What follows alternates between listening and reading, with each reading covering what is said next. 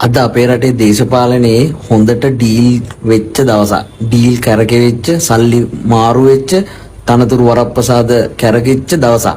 අද තමයි කොළඹ නගර සභාවේ ජාතික ජනබලවේගයට විපක්ෂයට ඡන්දෙ දීපු 13 දෙනෙක් ආණ්ඩුවේ අපේක්ෂිකාව ජයග්‍රහණය කරන්න ඡන්දෙ දුන රහස් ඡන්දයක්. ඒ කියන්නේ රහසීකරණය තමයි කොහොමත් ලේසියට ඩීල් දාලා කරන්න පුළුවන් දේවල්. ඔය ඩීල් දේශපාලනය ගැන අපේ ජනාධිපතිතුමා ඒ කාලේ කියපු කතාවක් තියෙනවා. අහලා බලන්නකෝ.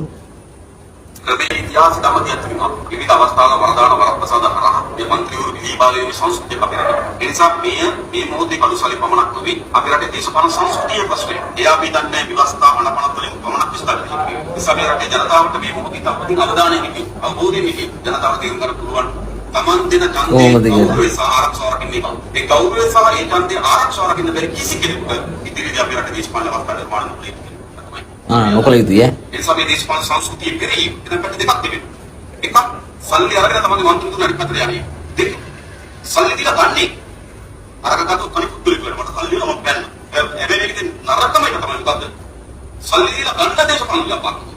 විලදී ගන්න පුළුවන් කියලා විශ්වාස කරලා විලදී ගැනීම ආණ්ඩුවක දේශපාලන ව්‍යාපාර කරනවා. ඒ නිසා මේ දේශපාලන සංසිද්ධිය දැක්කද අපේ රටේ ජනාධිපතිතුමා මේ ඩීල් දේශපාලනය ගැන කියපේක.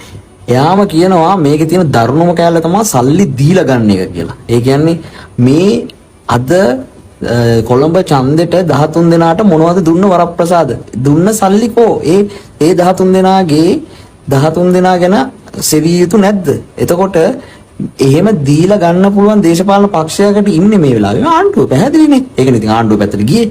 එතකොට අපි කියන්නේ එහෙම සංස්කෘතිය වෙනස් කරන්න කියලා ආපු ඔයාලා ඔය කරපුවා අපි ඉක්මනටම හෙලි කරනවා. අන්න එදාට ඔයාලා බලන් ඉන්න මොකද්ද වෙන්නේ කියලා. Sanju Lux YouTube channel like and subscribe, Carol set when I'm in Nika.